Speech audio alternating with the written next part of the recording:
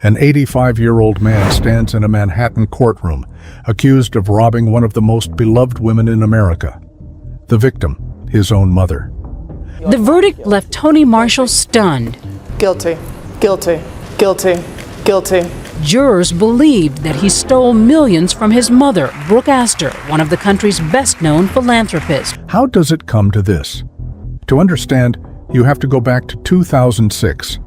When one of the wealthiest women in New York City was living in squalor inside her own Park Avenue apartment. Her fortune was worth close to $200 million. Her name was on the New York Public Library, the Metropolitan Museum of Art, and half the cultural landmarks of the city she loved. And according to court filings, she was sleeping in a deteriorating home, her medications cut back, her doctor's visits reduced, while the man legally responsible for her care quietly rewrote the documents that controlled her fortune. That man was not a stranger. He was not a con artist who talked his way through the front door. He was her only child. And the paper trail he left behind would become one of the most famous elder financial abuse cases in American history. A case that ended with an 85-year-old man convicted of stealing from his own mother and a fortune that very nearly went somewhere she never intended. Before we go further, a quick note. This video is for informational purposes only. It is not legal or financial advice, and everything you're about to hear comes from court records, prosecutors' statements, and public reporting. Every family situation is different.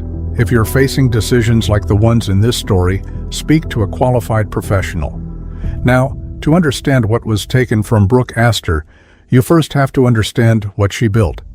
Brooke Astor became one of the most important philanthropists in New York the way few people ever have.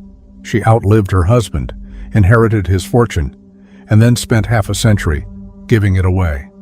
When Vincent Astor died in 1959, he left her both the family money and the Vincent Astor Foundation.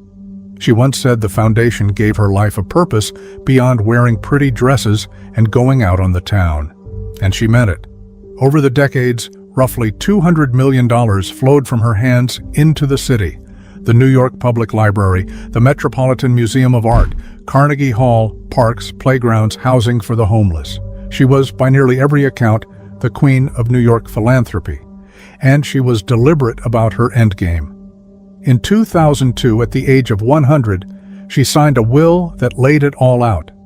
Her son, Anthony Marshall, her only child, would be taken care of generously, real estate worth tens of millions, millions in cash, and income from a $60 million trust for the rest of his life. But the heart of the plan was this. When Anthony died, the bulk of the fortune would go where it had always gone, to charity, to the city. That was the arrangement. Her son would live wealthy, and her legacy would outlive them both. Then her mind began to fail. Brooke Astor was diagnosed with Alzheimer's disease in her final years, and as her memory dissolved, something else began happening around her.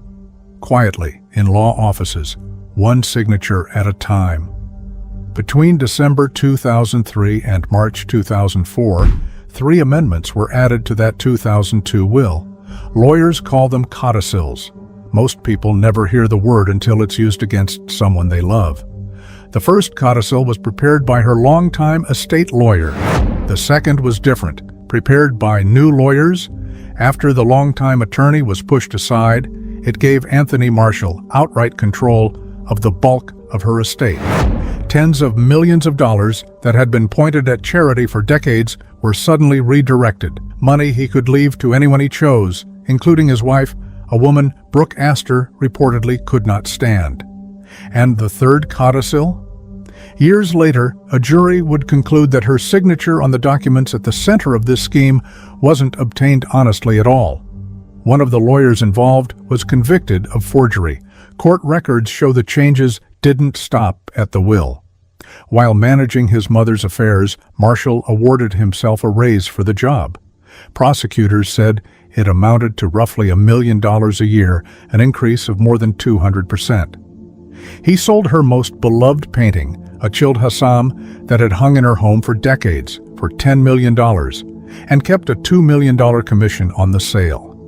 To be fair to the record, when that painting sale later reached a jury as a theft charge, Marshall was acquitted on that specific count.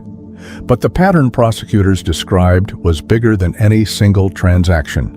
A 100-year-old woman with a failing memory, and around her, a steady migration of money, control, and documents, all flowing in one direction.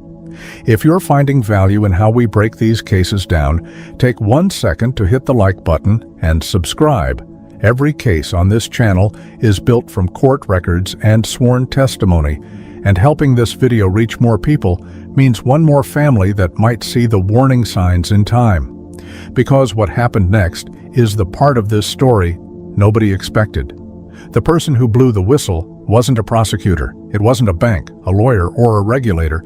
It was Anthony Marshall's own son. Philip Marshall had been watching his grandmother's decline and watching the conditions she was declining in. In July 2006, he did something almost unthinkable in a family like his. He filed a guardianship petition against his own father in court. The filing alleged elder abuse. It described one of the richest women in America living in squalor, her medications cut back, her medical care reduced, while her son enriched himself from her estate. Philip asked the court to strip his father of control and hand his grandmother's care to her close friend, Annette de la Renta. The court did. A judge placed her care with de la Renta and her finances under independent control, and investigators began pulling on the threads Philip had exposed. He knew exactly what the filing would cost him. Here's how he explained it in his own words. There are people who probably would say, well, how did I do this to my father? Quite frankly, what I did was help my grandmother. 13 months after that petition was filed, on August 13, 2007, Brooke Astor died. She was 105 years old, and with her death, 2 wars began at once, a criminal case against her son, and a battle over her will that would take 5 more years to resolve. The criminal trial opened in 2009 and ran for 6 months. The witness list read, like a who's who of New York society. Jurors heard about the codicils, the raise, the painting, the isolation. They heard lawyers testify about who ordered what changes and when, and whether a woman with Alzheimer's could possibly have understood what she was signing. Then, they deliberated for 12 long days. There were reports of tension inside the jury room, whispers of a possible mistrial. And on October 8, 2009, the jury came back. Was convicted of fraud, conspiracy, and grand larceny, a severe blow to an elderly man in poor health. Any prison time could be a life sentence. Anthony Marshall, 85 years old, was convicted on 14 of 16 counts, including first-degree grand larceny and scheming to defraud his own mother.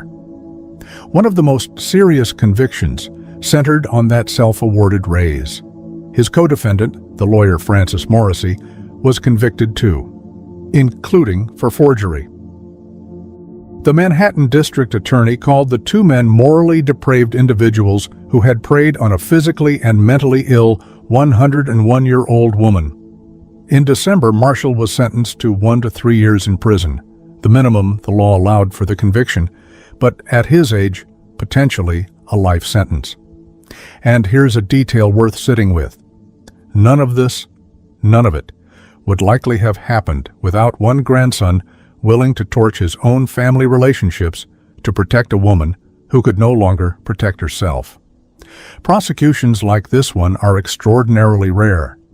Most cases like Brooke Astor's are never even discovered because the victim can't speak, and everyone positioned to notice is benefiting from the silence. If you have aging parents or grandparents, or you know a family walking through this season of life right now, share this video with them. Can be the difference between a story like this one and a quiet, ordinary ending.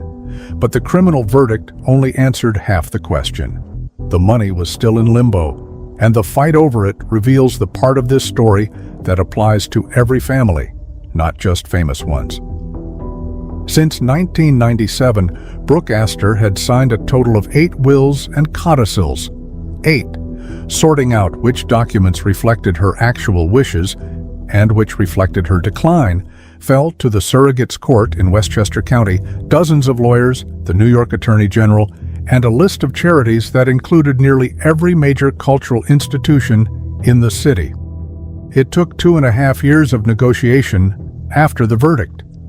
And on March 28, 2012, the settlement finally came down, and it was devastating for Anthony. Marshall, the court accepted the 2002 will as valid.